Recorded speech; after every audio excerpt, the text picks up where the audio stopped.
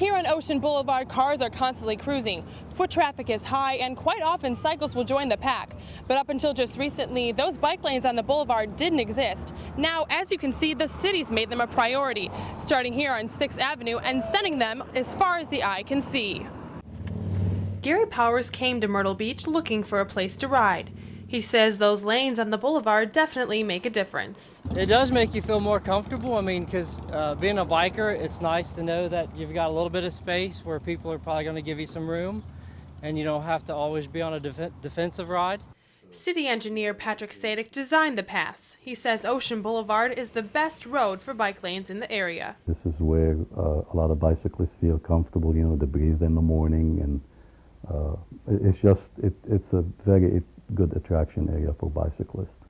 They've even added new crosswalks near the bike lanes. They will attract pedestrians, and they could sit there in that refuge area, and rather than crossing 4 lanes, you cross in 2 lanes of traffic. But as for the whole boulevard, there's still many blocks to cover. It would be nice if they were all the way up and down the ocean front here, but for the most part, everybody's friendly and nobody's run me off the road yet. Bicycles and Gear owner Richard Kerner rides his bike on the boulevard every morning. But he says those paths don't continue, so he's forced to merge with traffic once they disappear. More bike paths. I mean, just in safer areas.